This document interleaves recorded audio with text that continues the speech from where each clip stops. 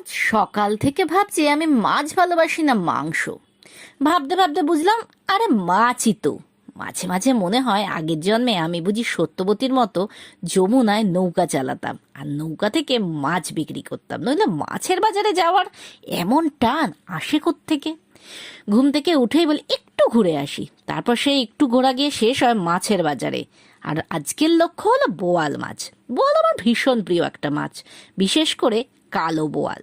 যে বোয়ালে একটু তেল বেশি, আমার কাছে সেই বোয়ালই আসল বোয়াল।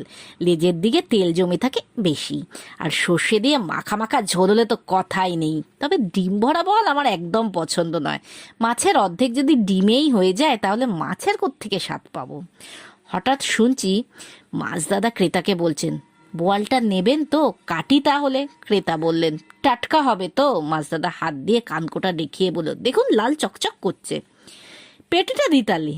ক্রেতার সঙ্গে সঙ্গে বললেন, না না, পেটটা বড্ড পাতলা, লেজের দিকটা দিলে দাও। বলে কাটা কিছু টুকরো নিয়ে নাকের কাছে শুকলেন, তারপর বললেন, কত করে দেবে? দাদা বলেন, গোটা হাফ কিলো 500-তে দেবো, এর কমে হবে না। মাছ বাজার তো এই দরদাম চলতেই থাকে। যতদূর শুনেছি মিষ্টি জলের এই ক্যাটফিশ দক্ষিণ ও দক্ষিণ পূর্ব এশিয়ায় নিবাসী। মণিপুরে সারেং, উড়িষ্যায় বালিয়া, আর বাংলায় বোয়াল বলে পরিচিত।